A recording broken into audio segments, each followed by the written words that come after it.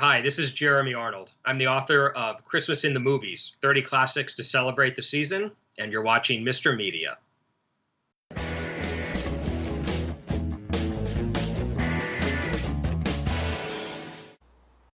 Forced to think about it for today's show, I find that I have 7 favorite Christmas movies, most of which find their way to the family TV every year.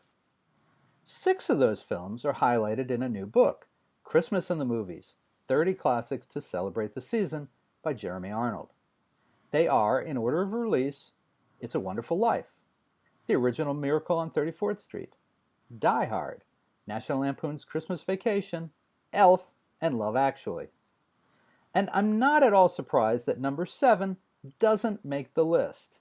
It's nasty, rude, crude, and socially insensitive.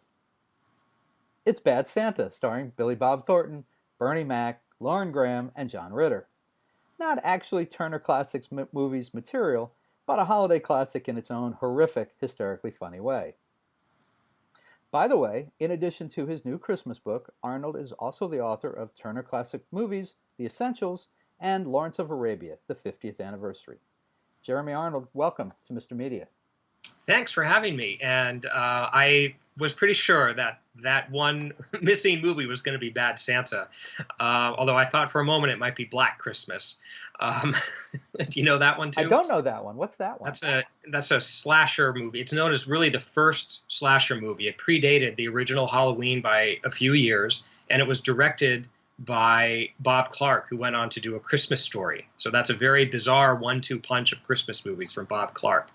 But it's actually not a bad movie, but didn't quite fit in the book. And I have to say, I really wanted to include Bad Santa, and I talked to Turner Classic Movies about it. You know, I mean, it's their book as well as mine. Their name and logo is plastered all over it, so they had a lot of say, although they did pretty much let me include the movies I wanted. But they weren't really that comfortable with including Bad Santa for pretty much the reasons you said, but I still refer to it throughout the book. I find ways to at least acknowledge it, because I think it's a real classic film. I think it's hilarious. Well, I assumed in reading through your book that if it was 31 Christmas classics, that it would have been number 31, and I'm sure I think so. Yeah, right?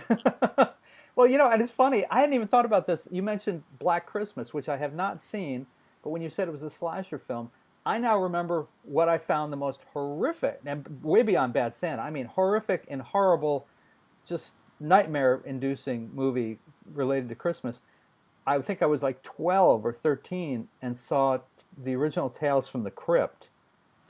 And, oh my God, I remember seeing that at the State Theater in New Brunswick, New Jersey. One of my buddies and I, we rode our bicycles. It was like 4 miles to get there. We saw it. And I'm watching Joan, oh my God, the actress from Dynasty. Right? And her. Yes, no, of course I know who you're, Joan Collins. Joan Collins. And she's in it, and there's this just scared the life out of me Christmas scene in there. And there was a beating heart. I mean, just ripped from someone's chest. Oh, see, I gave it away, folks. Sorry. And what just occurred to me is that years later, Jackie Collins, who was Joan's sister, was on this show with me 3 times. I forgot to ever ask her about that movie because it gave me nightmares for years. I mean, years. I got to college, and occasionally I would wake up in a cold sweat thinking about that movie again. Santa. We all have movie experiences like that in our childhood that stay with us, and we remember everything about where and when we saw it and whether we biked there or not. It's pretty funny, isn't it? How that works, and it's usually some sort of odd little movie and not some big famous one that does it. So now that you've said that, I have to ask, what was yours? Mine is a movie called Theater of Blood, which was made in 1973, starring Vincent Price, and it's actually known as a pretty famous sort of horror comedy. It's about a Shakespearean actor who sets out to murder a bunch of theater critics in Shakespearean ways, like reenacting scenes from different Shakespeare plays. It's actually a pretty good idea. But I happened upon this movie one day on television in this room, actually. I'm in Washington, D.C. now, the house where I grew up. And I think I was home from school sick one day, and I was watching TV, and it came on, and I was so traumatized by one particular ghoulish scene that I could not even get up off the couch to turn off the TV. There was no remote control in those days. So, Right. and I later became friends with the film editor, Ann Coates, who edited Lawrence of Arabia. Her husband, Douglas Hickox, directed Theater of Blood. And when I told her this story, she just burst out laughing. She thought it was hysterical. Oh my God. And you saw it on TV? It was on TV. Yeah, wow. Did you ever get to talk to Vincent Price? No, I never met Vincent Price. No. That would have been interesting. Yeah, when you said Theater of Blood, I was thinking in the back of my head, Vincent Price, and I just couldn't be sure. So, yeah. Wow. But, I also you made me think of something. Christmas actually lends itself to horror movies. It's not an intuitive connection, I don't think. But hear me out. Okay. For one thing, there are a lot of Christmas, sort of kind of dumb Christmas horror movies like Silent Night, Deadly Night, these, Christmas slasher movies, which are, they find humor and irony in the fact that it's this horror movie against what is thought of as a beautiful, joyful holiday. So that's one sort of obvious way to do it. But if you think about it, A Christmas Story has a horror scene where the kid, Peter Billingsley, goes to visit Santa Claus, and the way Bob Clark shoots it, we see a distorted Santa from the point of view of this kid, and he's so scared he can't even remember to ask for the BB gun that he wants so badly. And the whole thing is done, in a very funny way, of course, sort of like a horror scene, and with this distorted fisheye view of Santa Claus then kicking him away. So, and then there's It's a Wonderful Life and A Christmas Carol, which have very dark, traumatic scenes, which, especially A Christmas Carol, you could almost say becomes a horror movie for a while. The original, yeah, the way it was done. Absolutely. Well, and I was just thinking about Home Alone, which the original was a Christmas movie, of course, but it's not a slasher movie, but boy, those bad guys get the crap beat out of them. I don't know what you would call that, but it seems like there should be a genre for that.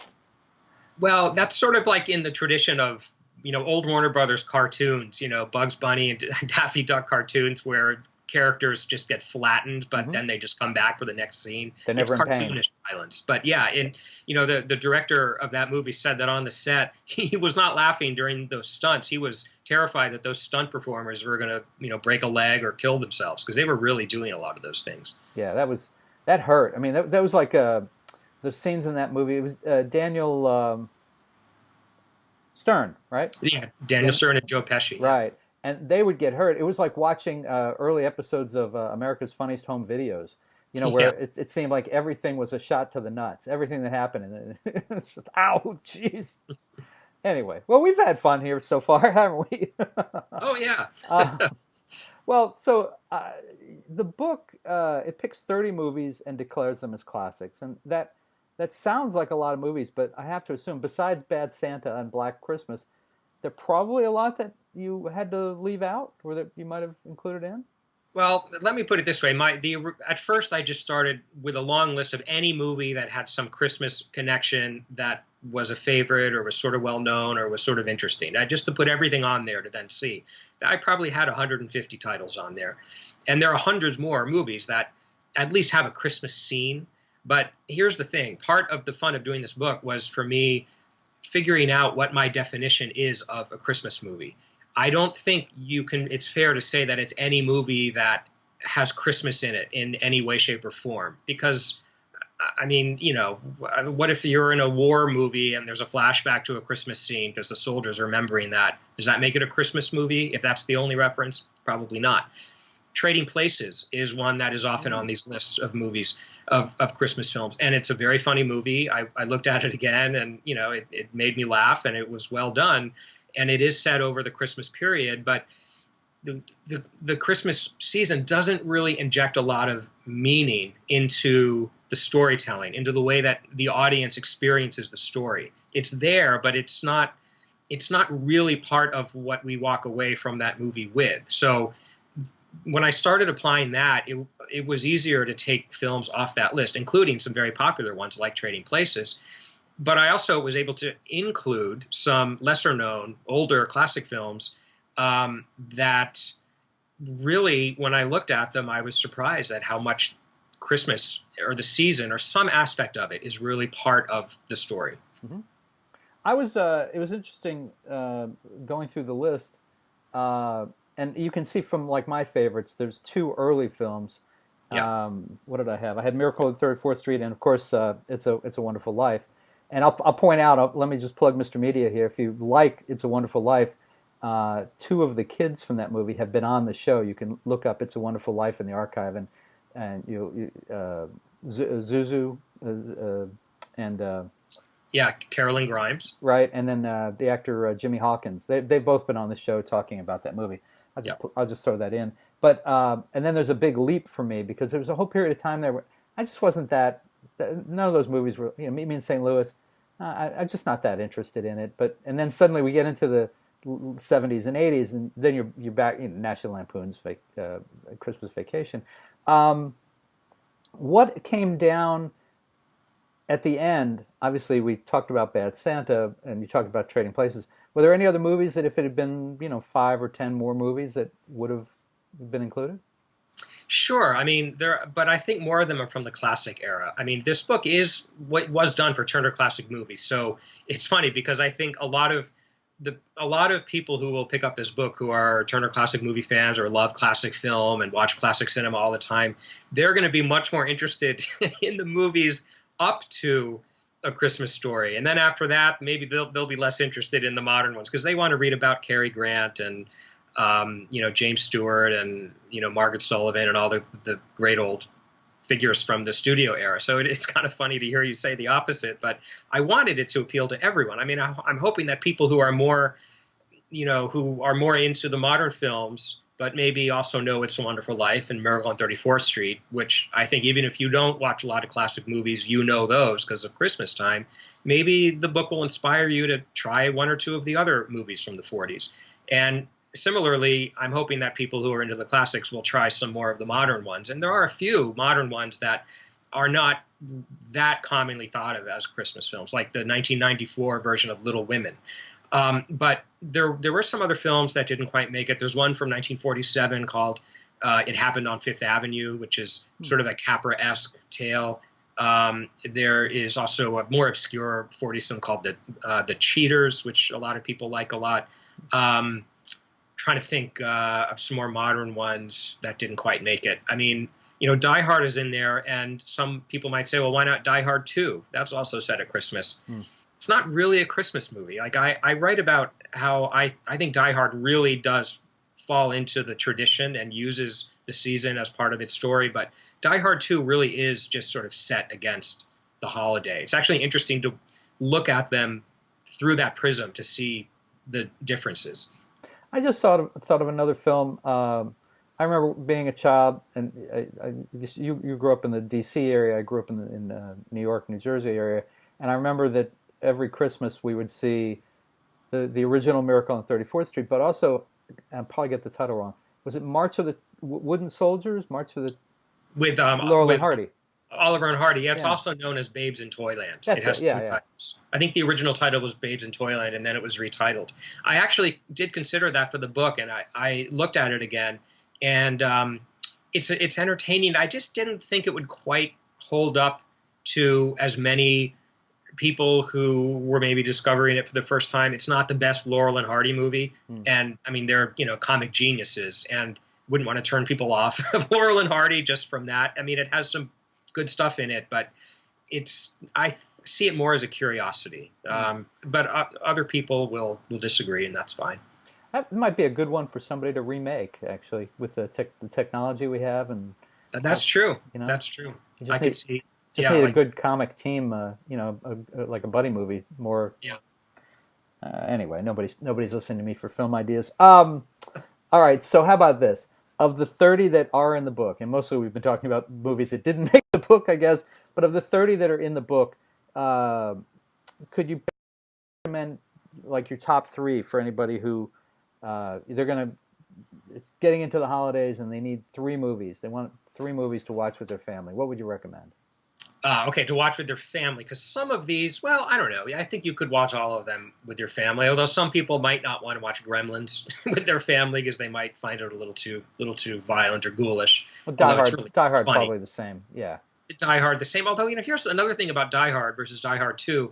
Die Hard it's an action movie, and there's a lot of killing and shooting, but it's not unpleasantly violent. It has a cheerfulness to it and a humor and a lightness that is sort of in keeping with what we want at Christmas time. Die Hard 2, I think, actually is a quite unpleasant movie in its violence. In Die Hard, the bad guys get killed, but it's done with the right amount of sort of comedy, and we laugh with it, like in a good James Bond movie, for example. Die Hard 2, it's a little more brutal. But anyway, to answer your question, I would say It's a Wonderful Life would definitely have to be one of the three. It's an obvious choice. It's my favorite Christmas movie.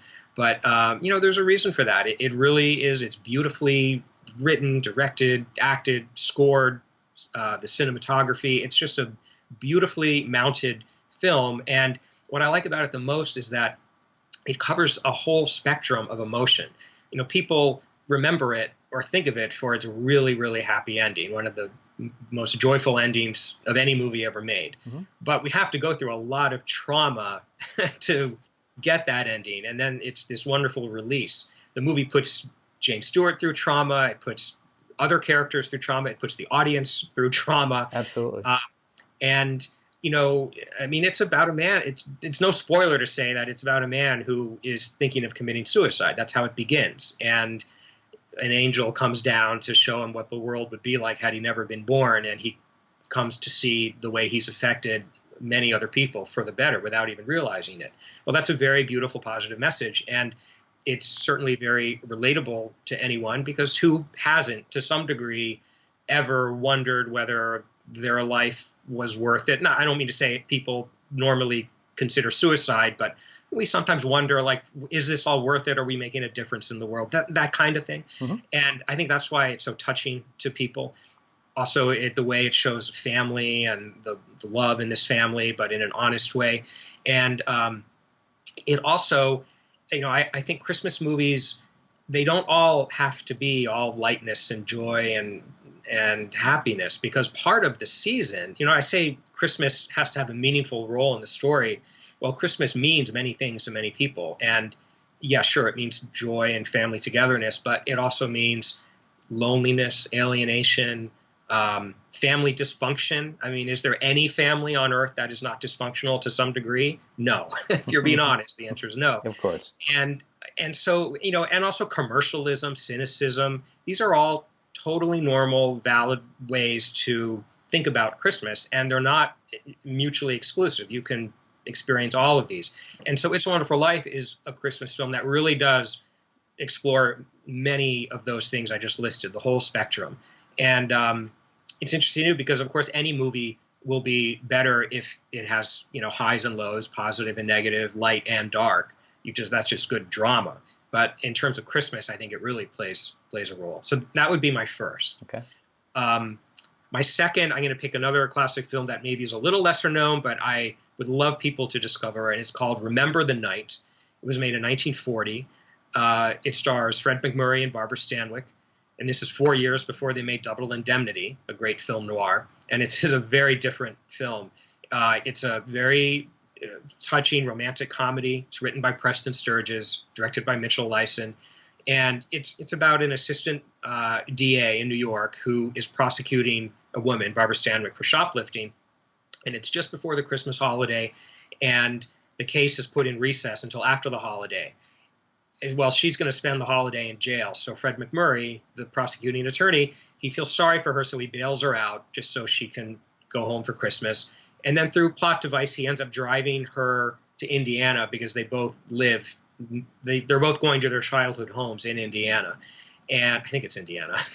And she has a very cold, mean mother and a dark house, and he has a really beautiful childhood house with a loving family. And so the movie, it used, and of course they slowly fall in love. And then the question is, what will happen when they go back to court after New Year's? Well, what's interesting is that it uses Christmas to define the characters. Her old childhood house is dark and foreboding, and his is full of light and warmth and a beautiful tree and good food.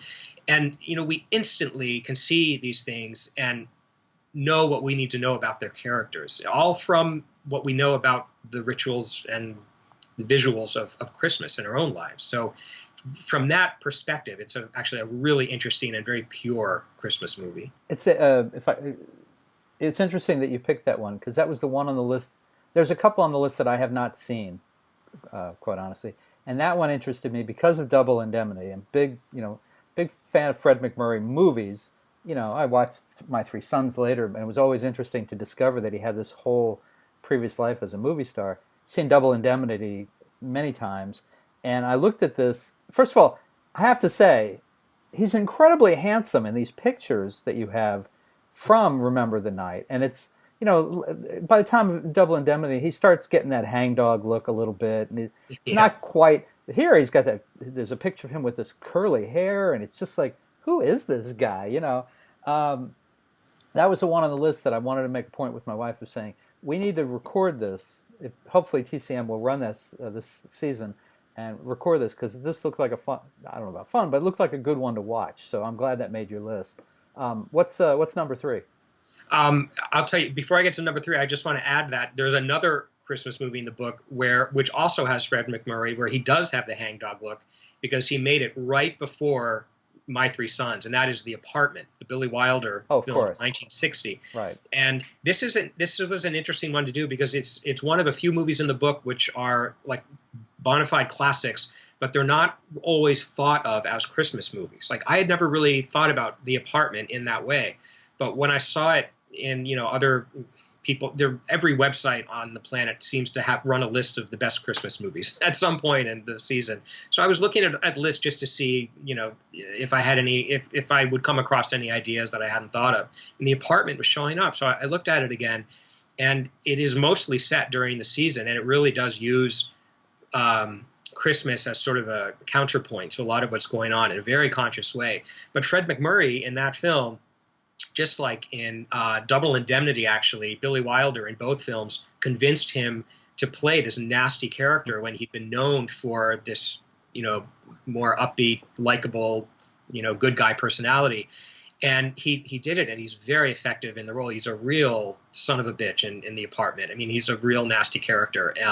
But he still has this sort of surface of, smooth, likable operator, which makes him all the more sort of slimy in this movie that's set in the world of advertising in New York. It was one of the inspirations for Mad Men, actually. Yeah, I was going to say, The Apartment, not one probably to watch with family, maybe girlfriend, a wife, a boyfriend, something like that. It's for grown-ups. Yeah, it's a very adult movie that way, for sure. Yeah. But funny. I think if I had to recommend a third movie, I choose one from the modern era, and a tough choice. I mean, I think people already know, National Lampoon's Christmas Vacation and Home Alone and Elf, and they're all enjoyable films.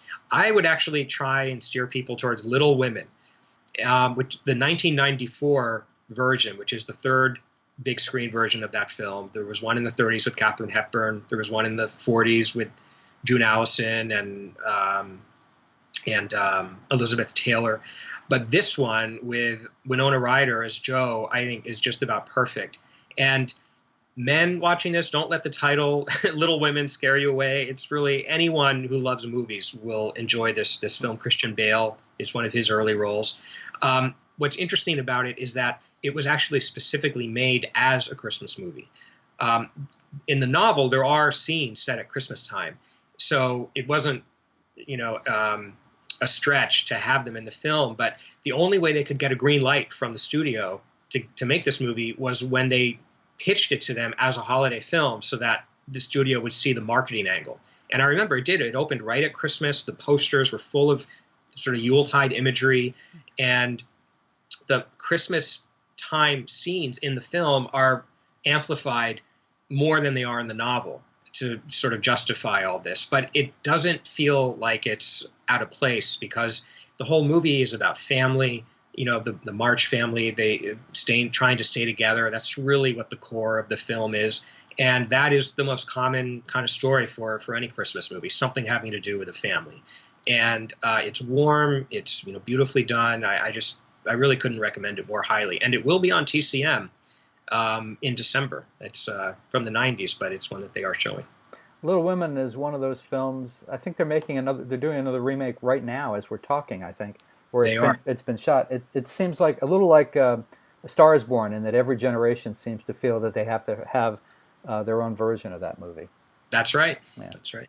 I was expecting that your third was going to be, even before we started talking, I thought your third was surely going to be Love Actually.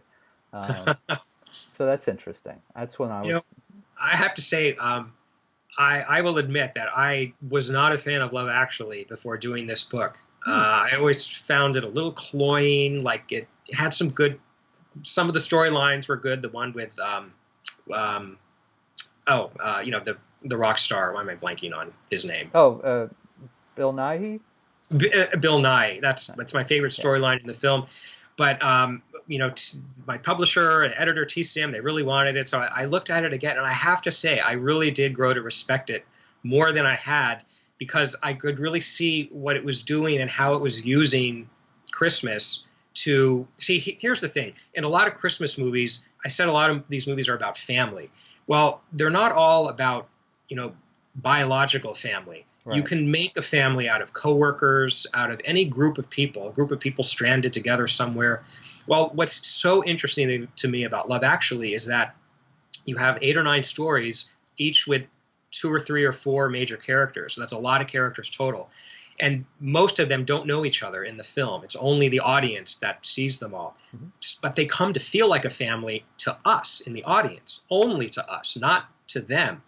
And so at one point in the movie, they're all in an airport terminal together, and they're all having their own reunions. And to us in the audience by that point, it does feel like one massive family meeting in an airport terminal. And I have to say, I can't think of any other movie that accomplishes something like that. I think it's a lot harder to do than it would appear. And in that sense, I thought it was very strongly a Christmas film.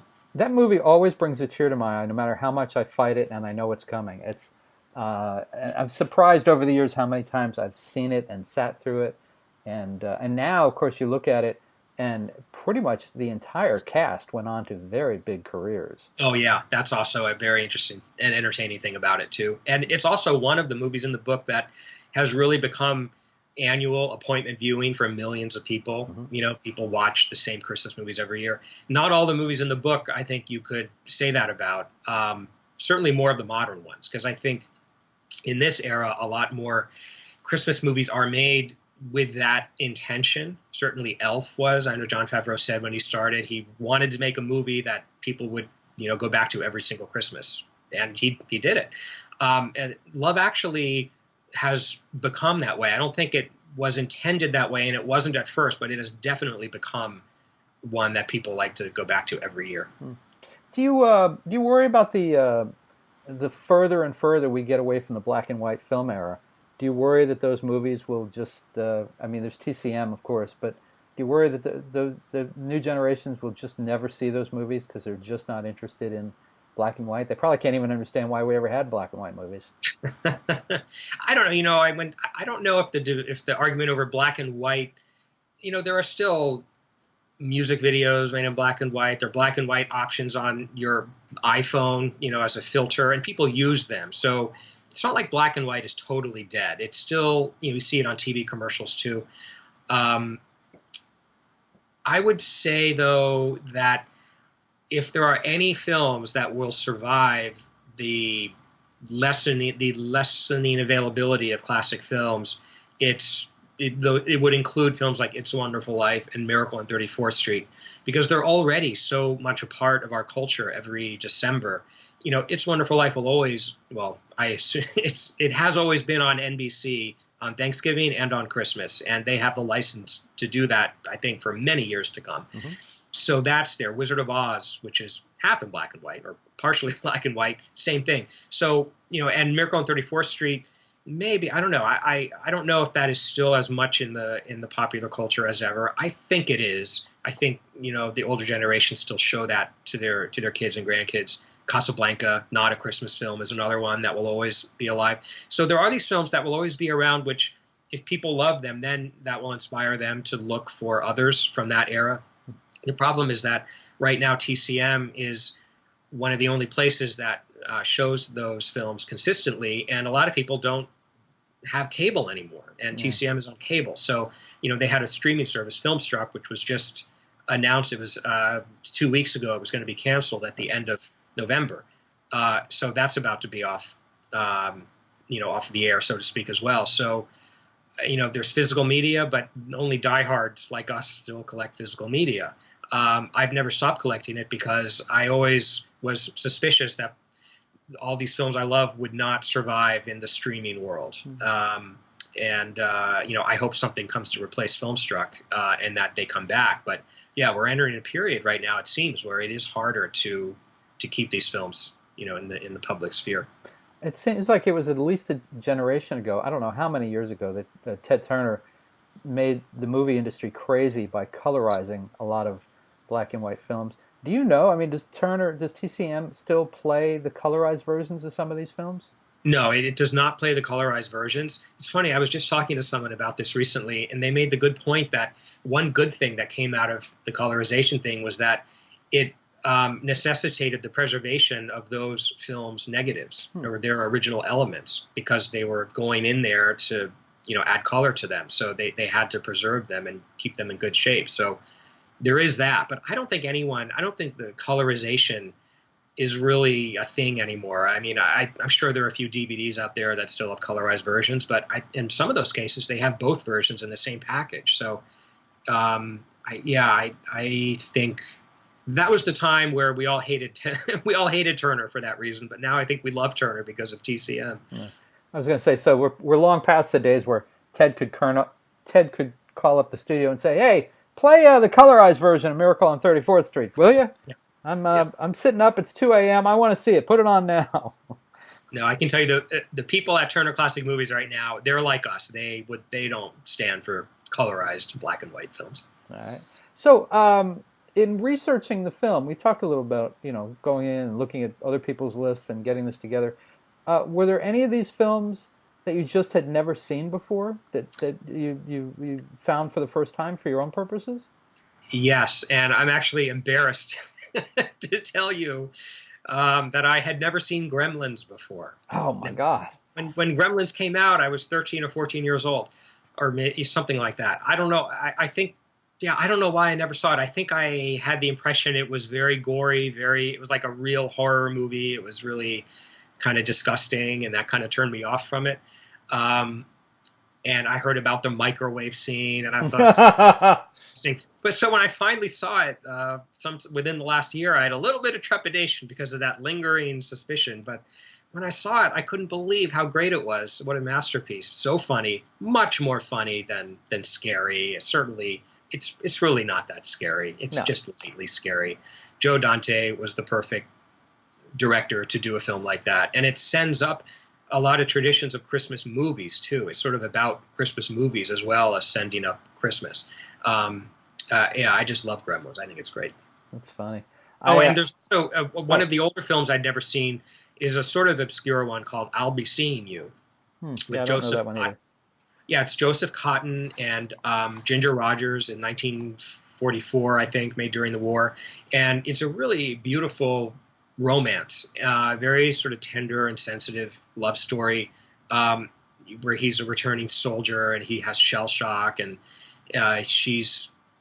anyway, they're both on furlough from hospitals for various reasons. Well, she's been in prison, actually. And anyway, they're trepidatious about opening up to each other because they're worried that their pasts will influence the other in a bad way. But the Christmas season is sort of like a catalyst, and it helps them to open up and trust each other. And there's a whole thing with Ginger Rogers' family, and Shirley Temple is there as her sister, and Shirley Temple's first grown-up role was advertised as such. And it's a really lovely film. It's on DVD and Blu-ray, so it's definitely easy to find. Well, you have that great picture in the book of Shirley Temple at the piano, and above her is the painting, I guess, of her as a little girl with the curls, and I don't think she has a lollipop in her hand, but you get the idea. And then you look at the young lady sitting at the piano. It's hard to believe it's the same woman. Yeah, I know. Yeah, that was the studio's way of advertising that the Shirley Temple you knew is gone. There's a new Shirley Temple now, and she's a teenager. She's more of a young woman. And then later, of course, she became the UN ambassador, or the ambassador, something to do with the United Nations, right? That's right. That's right. So All right, so we should kind of wind down. What's next? You have another book in the works? You're doing more work for TCM? What's up? Well, I'm talking to them about some other book ideas. Everything is still sort of kind of being figured out, so I don't really know what that will be yet. Um, there might be they're doing a book. Right, someone else is doing a book for them on New York as a location in films, and so they might be doing other books, other cities, the same sort of idea. So that it might be something along those lines.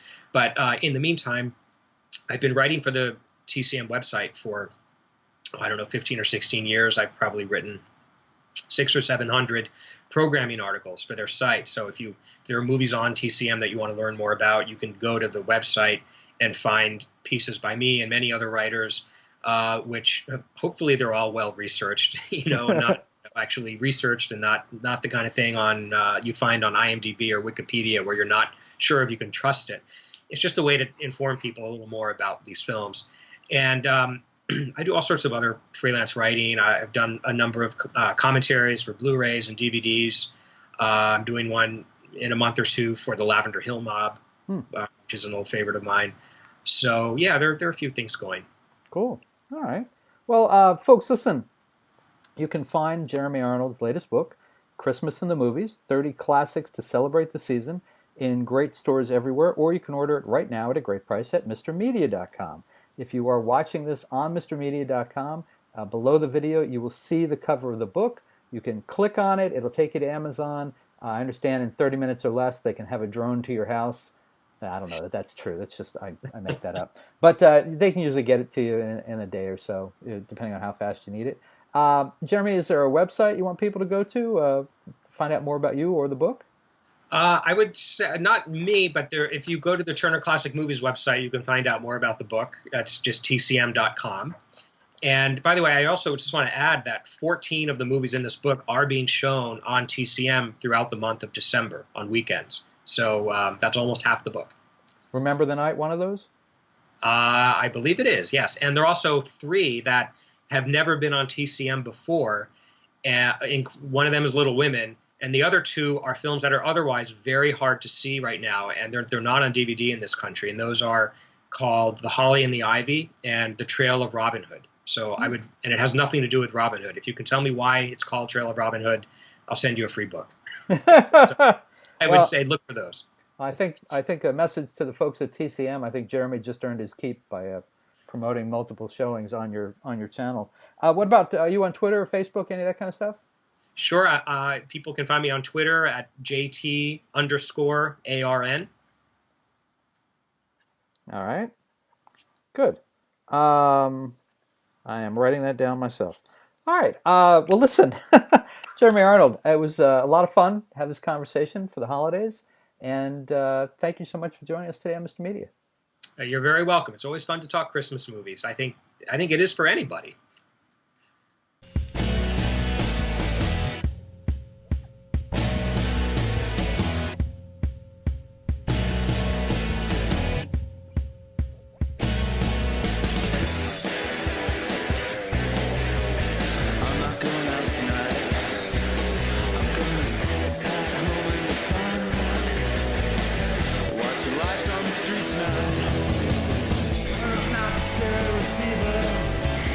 Turn your back on the deceiver.